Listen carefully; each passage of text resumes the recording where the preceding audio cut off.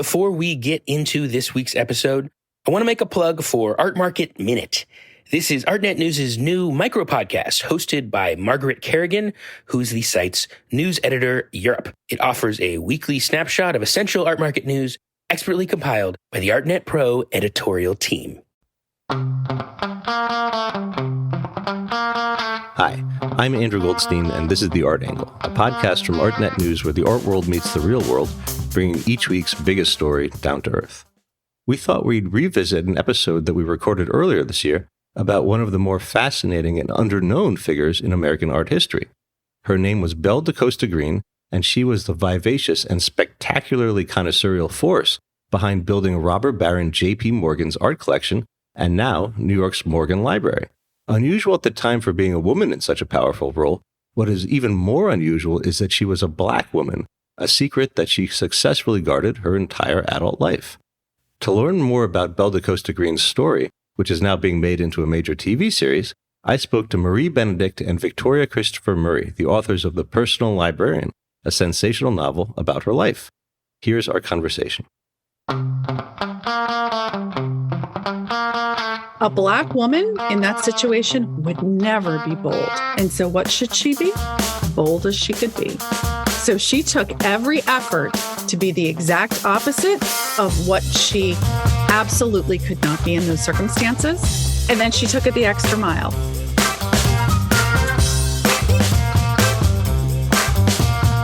Hi, I'm Andrew Goldstein, and this is The Art Angle, a podcast from ArtNet News where the art world meets the real world, bringing each week's biggest story down to earth. Well, it's Black History Month, and we here at The Art Angle wanted to take the opportunity to devote this episode to the story of a Black museum leader.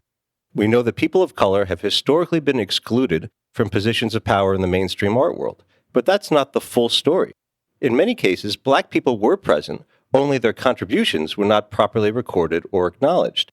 In fact, what if I told you that one of the most famous museums in America was in fact founded by a Black visionary, and we just didn't realize it? That, remarkably, is actually the case with the Morgan Library and Museum in New York City, which was founded in 1906 to house the collection of the legendary Wall Street tycoon John Pierpont Morgan, a collection that was amassed and overseen by Belle da Costa Greene, a brilliant scholar and bon vivant who we now know was Black and passed as white for her entire adult life. So, how did that happen? And who was Belle da Costa Greene, the woman who built J.P. Morgan's peerless collection, which includes renowned illuminated medieval manuscripts, 3 Gutenberg Bibles, original scores by Beethoven, Mozart, and Chopin, prints and drawings by Leonardo and other Renaissance artists, and other treasures? To find out, I am very pleased to be joined on the show today by Marie Benedict and Victoria Christopher Murray, the authors of The Personal Librarian, a sensational novel about Belle's life. Marie and Victoria, thank you very much for coming on The Art Angle. Thank you for having us. Thank you so much. We're happy to be here. So I believe the story may begin in the modern epoch with Marie, with you. How did you first hear the name Belle da Costa Greene? I heard her name. I'm embarrassed to admit how many decades ago, but it was a really long time ago. I was a commercial litigator in New York City working for a huge law firm. And I knew it wasn't my calling. And I would sneak out to the cultural institutions in New York City, including the Morgan Library, where I could kind of envision a different life. For people who have never been to the Morgan, I think it's one of the most spectacular places really, but definitely libraries in the world. And, stepping in there is like stepping into a time machine. And so going back into that space was really important for me during that time as I was considering my transition to writing. And it was on one of those trips that I was walking around, taking it all in, and I happened, thank goodness, to encounter a docent who had finished giving a tour. We started talking about the incredible collection, which you just described, not just the place itself, which is magnificent, but the collection as well. And she said, "Did you know that a woman built this collection? It isn't just the brainchild of J.P. Morgan." And I asked her who, and she mentioned Belle da Costa Greene. And I was starting to think about writing historical fiction. And I sort of put her on my list of people and topics to consider. But it wasn't until a while later that I really started to uncover the breadth of her story, that it wasn't just that she was this remarkable force in the art and library world. She really became not just a celebrity in her lifetime, but a powerhouse in terms of setting taste and authenticating things and really creating this collection. But I learned that she was actually Black, passing as white. And how did you learn that? I started to read articles about it. There was a book by Jean Strauss, I think it was the 1990s, that mentioned it. There was earlier than that, there was a scholarly article that talked about the possibility of that. I knew that there had been rumors about her background. If you look at newspaper articles and interviews and profiles of her, I mean, she was a celebrity in her lifetime. You always would see mention of things like the exotic Belle da Costa Greene or the dusky complected. And so I knew it was out there, but it wasn't until the definitive connection was made between Belle and her father, Richard T. Greener. He should still be incredibly famous today. He was well known during his lifetime as the first Black man who graduated from Harvard, but more so as this force for equality, an orator and advocate. And as long as people didn't make that connection, Belle was all right. And during her lifetime, people never made it. Obviously, this is a spectacular story. What made you think that this was a novel and not a biography? I write historical fiction for a reason. I profile many historical women who have left important legacies, but whose identity and contributions have really been lost to history. And the reason I choose fiction to explore that is because it's only recently that women's stories and women's documentation have been considered worthy of telling or keeping. So when you go into the past to try and excavate the documentation in these lives, very often there are enormous gaps. And I really feel like it's in those gaps that we can really insert the logically derived fiction. I mean, I was a lawyer for a long time, and create a much fuller, richer life than might have otherwise been depicted if we just stuck with the nonfiction biographical format. And that's especially true of Belle, because there are so many things we don't know about her because she burned all of her records and she instructed everyone in her life to burn their records too. So when you go back to answer these big questions, how did she feel about passing? What did JP Morgan know about her identity? What was really their relationship like? Things that Victoria and I have speculated on. There isn't a definitive answer for those questions. I also think you get a broader reach with fiction. I think we're going to get a chance for more people to be introduced to her. People who would have never, ever heard of her, would never pick up a biography, but they enjoy our novels, now know about this woman. To be fair, there is a wonderful biography of her life that we refer to a lot in our telling. Heidi Artizzoni wrote An Illuminated Life, I think it was 2008. And people who were interested in that format had that opportunity to really delve deep. And we invite people who want to know more to pick up that book. It's incredible. But we had a different perspective on it. And Victoria, how did you enter this mild obsession, this story? It did turn into a mild obsession very quickly. But one of the things, and actually Marie could probably talk a little bit about this, was when she decided that she really wanted to write Belle da Costa Greene's story. Marie always says that she felt it wouldn't be fair to her to write it alone. She felt that Belle's story needed to have a Black woman as well as a white woman tell it because she lived those two lives. And so Marie read one of my novels, Stand Your Ground, where I was actually telling the story through the eyes of two mothers, a tragedy that happened to one of their sons. And after Marie read that novel, she contacted me through my agent with a synopsis of the story that she wanted to do, a treatment. And so when my agent gave it to me, I was very excited. I had done collaborations before, but the first thing I did was Google Marie. I read about how she was writing about historical women. Wonderful, but I write contemporary fiction. And then I saw a picture of her, and I called my agent and asked, had Marie seen a picture of me? I think she was looking for the wrong Victoria Christopher Murray because I still didn't know the story. So my agent said, no, she's looking for you, a Black woman. And it still took me a little bit of time to read the treatment because the first page of the treatment was mostly about JP Morgan, and I just was not interested. My agent kept pushing me to read the 3 pages, and finally I did. And when I got to that last paragraph where Marie hid the lead, where it said that no one knew that she was Black until after she passed away, I was in. And so Marie and I spoke on the phone, and from the first moment, I knew that we could do this together because not everybody can do a collaboration. And I had done others, and I know you have to almost find your writing soulmate. I knew we could do it. I wasn't sure if Marie knew. This is a remarkable story, and I wonder, just for the sake of the listener, if you could sketch the broad strokes of what we know about Belle from the historical record. For instance, you were mentioning that her father was the first Black graduate of Harvard University, which is extraordinary. What was her family like? How did she come to pass as white? One of the things that, as I was researching her at the beginning, when I first learned her true identity, it was just more remarkable than I could have ever envisioned. Her father was, I think, a second generation free man, really through his own efforts and his own intellect, became the first graduate of Harvard during this time period in Reconstruction when they were experimenting with integration.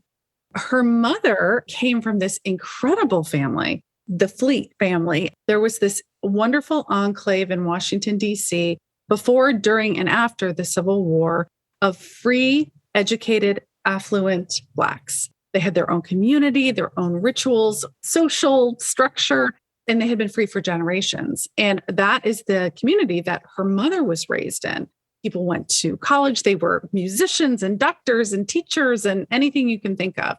When her parents met, it was in the period of Reconstruction, which is actually very important for our story. Her mother would have never gone into the South at all during her life because it would have been too risky. If she had traveled past the Mason-Dixon line, she could have been taken as a potential escaped slave. It was very dangerous for her. Richard T. Greener had been operating as an educator in the years after he went to Harvard, and he was hired to become a professor at the University of South Carolina, again, during Reconstruction, during this time period when they were experimenting with an integrated university. He went down there. He became a professor, first of philosophy. He then became a librarian. And Genevieve, his wife, went with him in this first very bold endeavor into the Deep South. And it went well for a period of years until it very much did not go well. You know, in this time period, the promise of Reconstruction, of equality, is starting to be eroded by fear. And that is a pattern that has happened over and over again. And that promise of equality rises up white supremacy, segregation, Jim Crow laws. And that's starting to happen right during their time period at the University of South Carolina. Belle's parents are run out of South Carolina. They return to Washington, D.C. to be with Genevieve's family. That's where they live until I think Belle was about 8, maybe. And she had several brothers and sisters all there. And so she really felt what it was like during her time at University of South Carolina and her time in DC to embrace and be proud of her heritage. She came from this magnificent heritage. And her father, who had been a librarian and a professor, was continuing his work in advocating for equality. But it becomes more difficult as time goes on. And they eventually move to New York, where 2 things are happening. He has a job there. And I think Genevieve, her mother, thinks she can start to see that segregation is becoming the law of the land, no matter what the promise of Reconstruction had brought. And they move to New York City thinking that they're going to continue to live as Black people. But bit by bit, it becomes very, I don't want to say easy. Genevieve and the kids, not Richard, they sort of slide into passing. It's a time period in New York City when there's lots of Mediterranean immigrants, and that's really what they look like. They're very fair-skinned. And bit by bit, Genevieve starts to have her and the children pass. And that creates a tremendous rift in her relationship with Richard T. Greener, who stands for the exact opposite. Genevieve recorded them in the census as white. And that's what happened. Richard said he could not live that way. That was against everything he stood for. And what I find most interesting about that time is that both parents were trying to protect their children. Richard was fighting for equality for his children. And he's saying, if we give up the fight, no one will ever achieve this. And she was trying to save her children because she knew what segregation would do. She knew what that would be like. And lynchings and everything that was happening around the country, she didn't want any part of that for her children. And I find it just fascinating that they both loved their children so much, they had to go their separate ways. So because of her mother's desire to incorporate into white society in New York City, Belle adopts this fiction that she is of Portuguese descent. And she eventually goes to work at the Princeton University Library, where she starts to come into contact with the Morgan family through their patronage of the library's holdings. How does she first meet J.P. Morgan, and how does she become his librarian? Well, as you mentioned, she was working at the Princeton Library. We don't know her exact training, but there was really no formal training for librarians during that time period.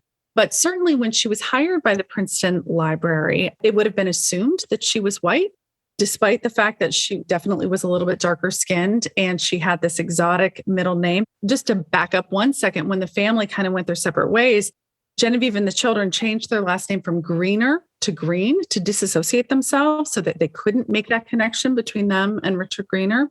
And for Russell and Belle, who were the two darkest skinned of the children, the mother added the middle name da Costa to give them this fictional Portuguese heritage.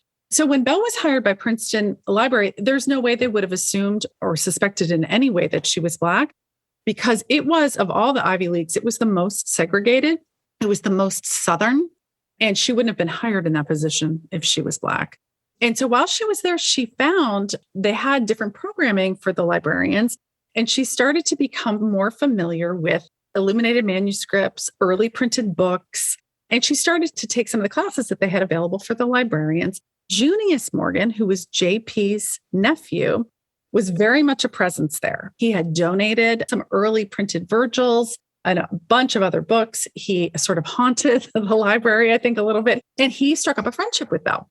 And it was during that time period, Junius was sort of the unofficial consultant to JP.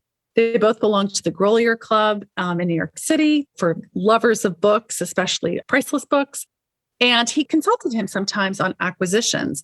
And it was during this time period in the early 1900s that JP started to construct the Morgan Library, which was right next to his townhouse. He was retiring, although he never really retired. And this was the place to house his overflowing collection and where he could kind of hang out as opposed to going down to his office.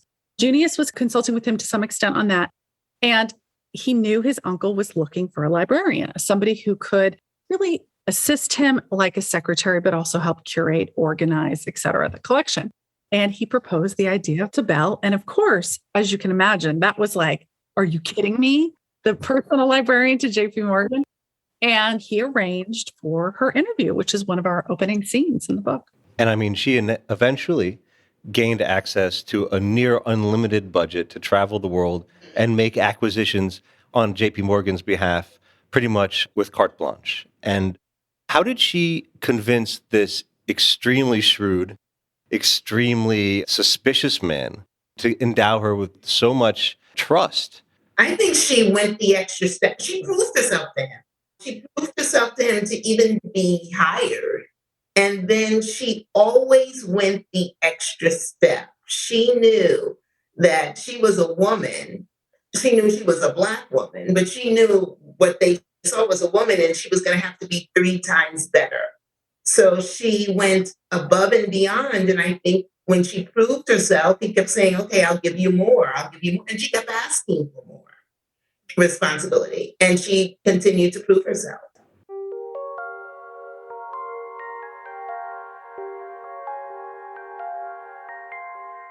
In the book, do you imagine Belle and J.P. Morgan as having an intimate but a platonic relationship, although at one point they do share a kiss? And I think it's worth pointing out at this juncture that Belle is universally described as a beautiful woman. She is very alluring. So what do we know about their actual true life relationship from the historical record, and what led you guys to imagine the kiss? They spent weeks on would they, wouldn't they, should they, shouldn't they? I'll tackle this first, and then Marie will have more of a historical perspective. But this is my first historical fiction. And one of the things that I absolutely loved about this book was how we stayed as close to fact as we could, not only in terms of the incidents that happened, but in terms of their personality. So we learned as much as we could about JP, as much as we could about Belle. So from knowing that, just their personalities, we know that he loved beautiful women. He collected them like artwork. She was a curator of women sometimes as she was managing them in the same place. And so it would be hard for us to believe that he didn't have some kind of attraction to her. That would be hard to believe. It would be hard for us to believe that she didn't have some kind of attraction to him. She seemed to be attracted to older men, maybe a missing father syndrome, something like that. We know that they had that attraction. We talked about it and thought it through. She did answer a question once when asked, did anything ever happen? And her answer was, we tried. And so Maria and I are like, we tried. What does that mean? What does it mean? So we gave our own interpretation of we tried based on what we knew about them because I just didn't believe she would go all the way because she had too much to risk to lose. So, in addition to being this beautiful, vivacious, brilliant scholar, Belle was also a shark as a negotiator, really getting the best out of deals for JP Morgan. And she was also this flamboyant character in the public eye, wearing these bright, eye-catching fashions to the auction room and cutting an outsized, daring figure on the high society party circuit. And this is not exactly what you would think of somebody who's really hiding a personal secret doing. You would think that they would maybe kind of hide away or be a little bit more private. But I guess that kind of goes hand in hand with the idea that she was hiding in plain sight at Princeton University. How do you understand the way that she wanted to live so vibrantly in the public eye? Again, we really thought about her and tried to get to know her. There's not a lot of original source material in her own voice. And she asked everyone in her life to burn her letters. But you have a brilliant woman, someone, as Victoria said, who's going to go the extra mile to secure the opportunity she had. And becoming JP Morgan's personal librarian was literally the opportunity of a lifetime. I mean, it was life-changing for her and her family, who were very much dependent on her. So she was a quick study. In order to pass in the world in which she was passing, she would have to be an incredible read of people, a chameleon, able to transform herself into whatever the situation required, taking all that which we knew about her, which had to be true about her, and looking at the kinds of situations that she would find herself in. And then looking at what she actually did, bright scarves, bold negotiation tactics. This is a woman who realized that if there were ever any doubt, if anyone ever had a question or suspicion in their mind about her identity, she should act the opposite of what they would expect. And what they would expect of a Black woman who was trying to pass as white in this very insular, rarefied world is that she would be sheepish. She would be quiet. She would be demure. A Black woman in that situation would never be bold. And so what should she be? Bold as she could be. So she took every effort to be the exact opposite of what she absolutely could not be in those circumstances. And then she took it the extra mile. If they're going to be talking about me, then they're going to talk about my scarf or my hat or my very sort of bold remark. If they're going to talk about me, they're going to talk about the way that I pulled a whole collection out from Lord Amherst's grasp at the London auction, right? She wanted people to talk about those things rather than the suspicions that she knew were out there about her. Hiding in plain sight, being bold, was a sure way to draw the right kind of attention. And so you talk about her public record, how she burned all of her papers and she asked everybody to burn all of her correspondence as well. There was one person, however, who did not burn her correspondence. Who was that and why is that significant? Oh my goodness, that's Bernard Berenson, a man who she first met around the age of 10, not in person, but through a gift that had been given to her of his book. And then she met him again when she was an adult. And for some reason, he became the love of her life, the absolute love of her life. I think it was intellectual and a mutual love of art. It wasn't physical, though that's where it went. But what she loved was him, his mind, and he loved her mind. But talk about dysfunctional relationship. His wife gives him permission to have an affair with this beautiful young woman. The way we imagine it, the wife gets together at lunch and says, "Oh, go on. Next time you come to see him, maybe it'll be the three of us." And so it was an interesting relationship that lasted forever. And so just for the listeners at home, Bernard Berenson was one of the great art historians of his time, of a specialist in the Italian Renaissance, and also kind of a slightly shady go-between in the art market. So he preserved their correspondence, but I don't believe in their correspondence there was any hint about her secret truth. How did that eventually get discovered? That, I think, was done by research as time went on and there were better access to documentation and records. The link between Belle and her father, Richard T. Greener, was made. And that happened in the 80s and 90s. And then was really deeply explored in Heidi Artizzoni's book in, I think, 2008.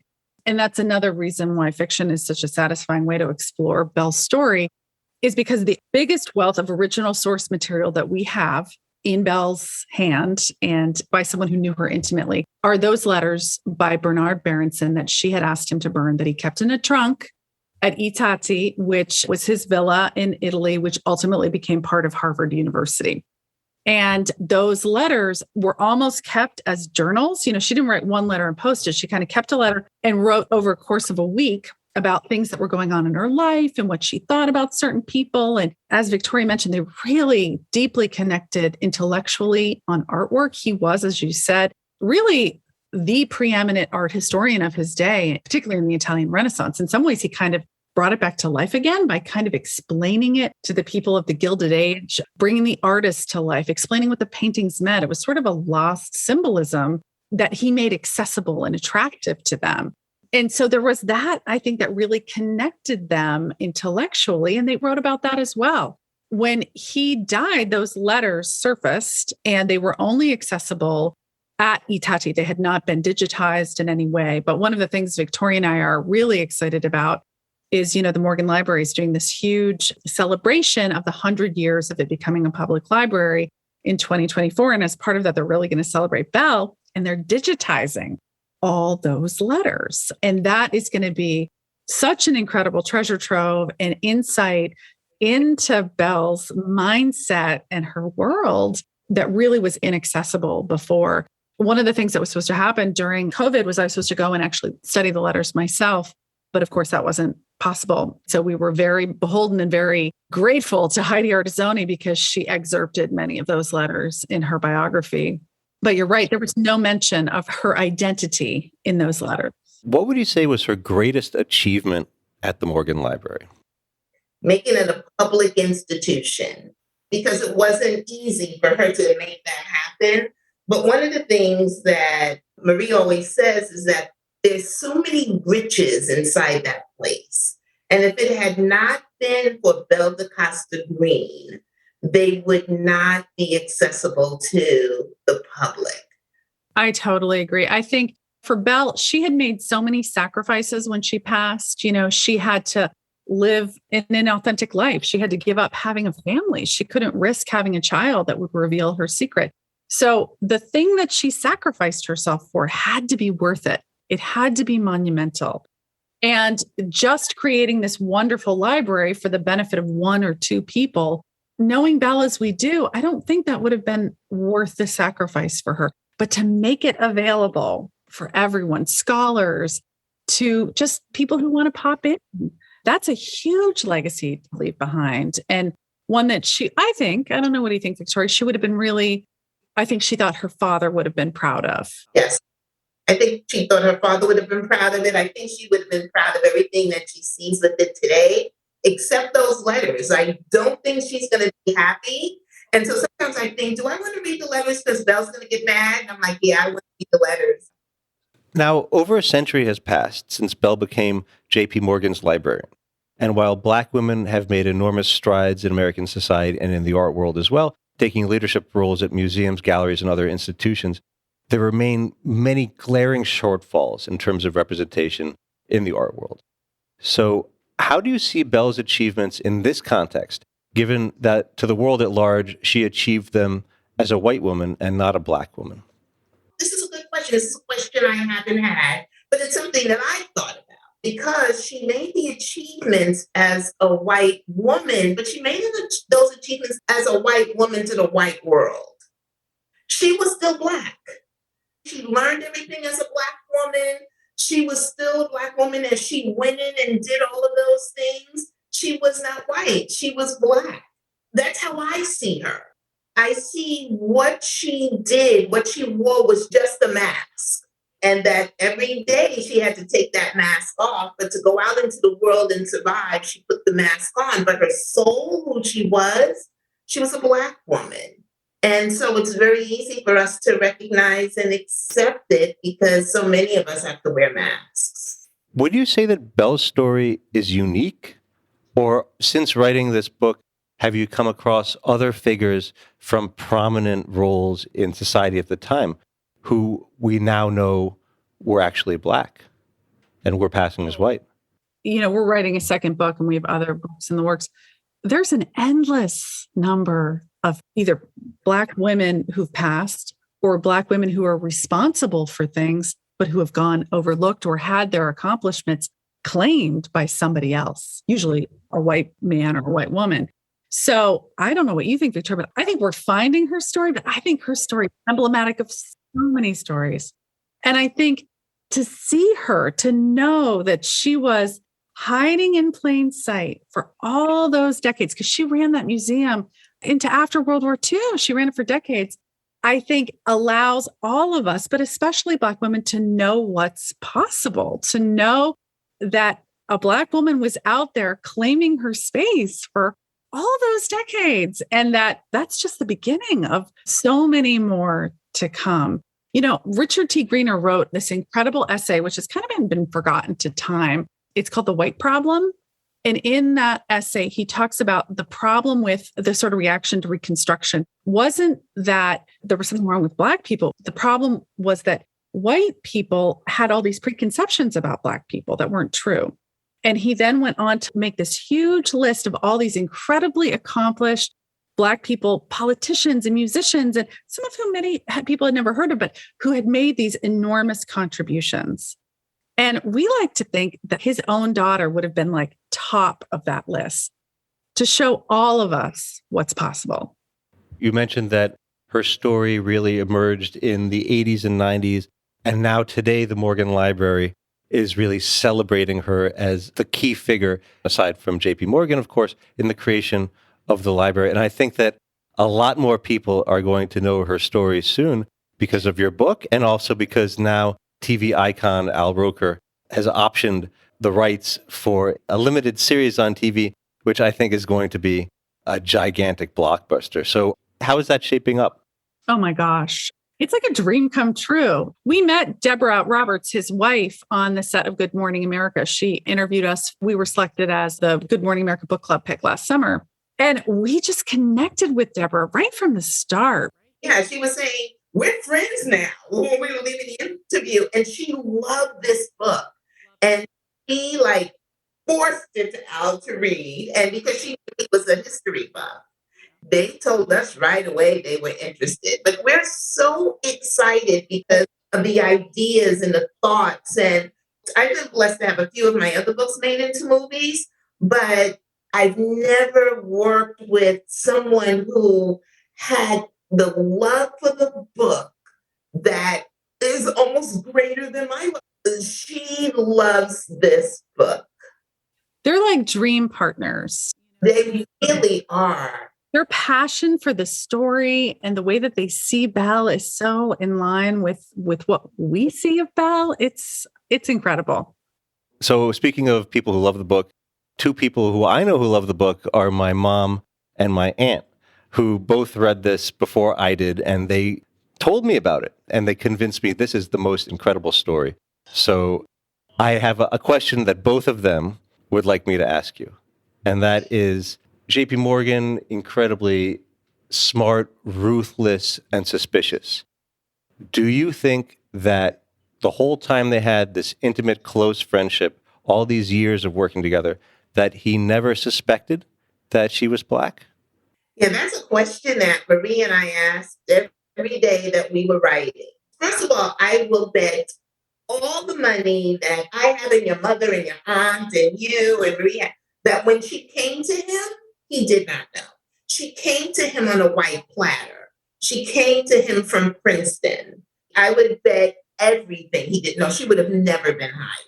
But we've gone back and forth on what could have happened, because if he had found out, it would have gone one of two ways. He would have said, I'm going to destroy you the way you tried to destroy me and come in here. Or he could have said, look, you're white now. You're going to stay white.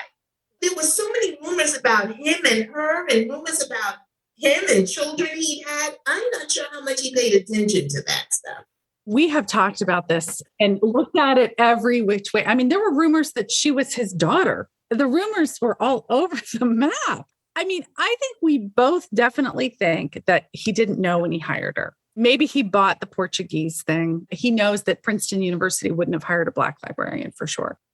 Over time, maybe he heard the rumors, maybe he didn't. Maybe he had his own suspicions about her. But one thing's for sure, at a certain point in time, she became so integral to him in his life. She really did become one of the most important people to him, one of the closest to him, that even if he had his suspicions, she was white in his eyes. And if JP Morgan said you were white, by God, you were white, right? And so if there were rumors out there, that alone in his mind would have put an end to it. We definitely talked that one through. And we definitely envisioned a scenario in which he questioned her, and thought maybe he could have been enraged and exacted retribution, because he certainly did that to other people. Well, let's see. Maybe the series will shed more light on this question. Well, congratulations, and thank you both so very much for coming on to talk about this incredible story, and best of luck with where this story goes from here. Oh, thank you so much. It was a real pleasure. Well, that's it for this week's episode of The Art Angle. If you like what you heard, you can subscribe to the show on Apple Podcasts, Spotify, or wherever else you get your podcasts. Also, take a moment to rate and review us. It will help other listeners discover what we're doing. The Art Angle is produced by Sonia Mallory, Tim Schneider, and Caroline Goldstein. Thanks for listening, and see you next week.